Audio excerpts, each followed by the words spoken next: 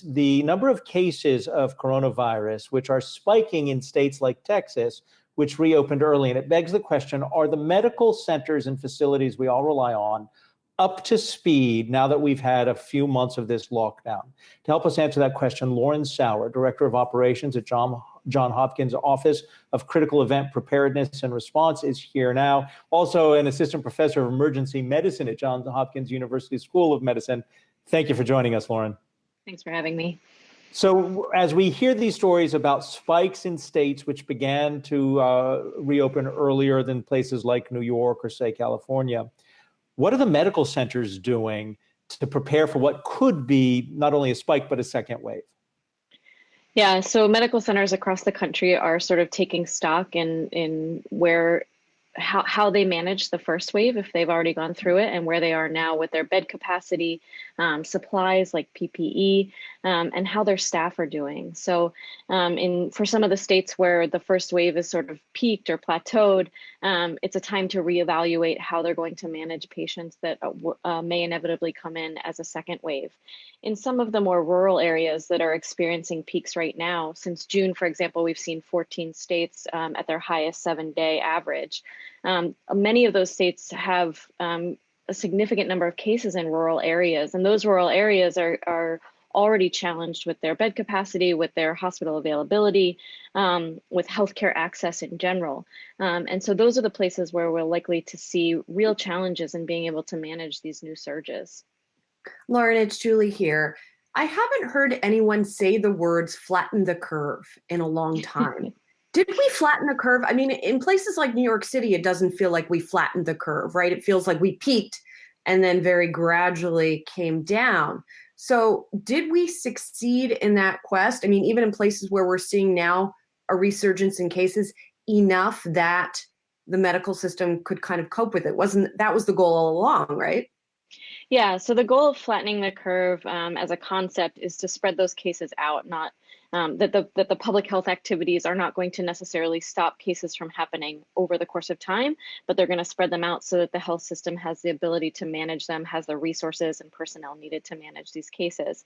And I would say, yes, we did a great job overall of flattening the curve. I think we have a lot of work to do on how we implement public health activities in general in the US.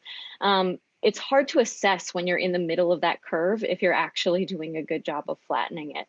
But I think a lot of states are in a place where they can take stock, reassess because of the flattening the curve activities. So while it feels like we are on the outside of that curve, I think letting our guard down too fast will easily change the course of what that curve looks like. And I think within the context of everything that's going on within the United States with the protests and with summer approaching and people wanting to do gatherings and go on vacation, it's really important to remember that flatten the curve message and how much our activities, our behaviors, how we go about our lives can impact the health system continually.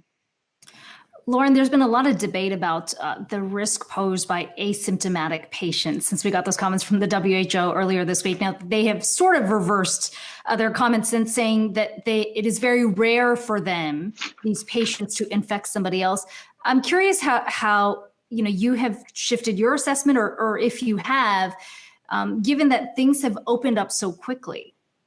Yeah, so the reopening really challenges public health professionals to maintain how they're messaging the guidance, what people can do on their own. The rules and laws and policies around the closures help to put structure in place for it. And when those are removed, people have more flexibility and they tend to go back to the life that they wanted to live before the pandemic happened. So the messaging that came from the WHO around asymptomatic and pre-symptomatic and symptomatic spread needs a lot of nuance when the average person is reading it, because we have a lot left to learn about how this virus is spread. And a lot of what we've learned already is about hospitalized and outpatients, people who've already tested positive, people who've already shown symptoms.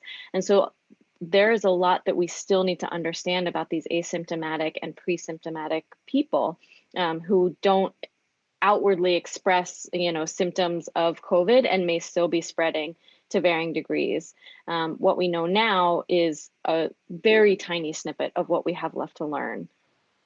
Lauren Sauer, we appreciate your being here and just want to remind everybody that you are Director of Operations for Johns Hopkins Office of Critical Event Preparedness and Response. Hey investors, Zach Guzman here. Are you interested in learning more about the markets and getting the latest financial news? Well, then click right here to subscribe to our Yahoo Finance YouTube channel. Get the latest up-to-the-minute market analysis, big interviews in the world of finance, and information on how to manage your money every day wherever you are.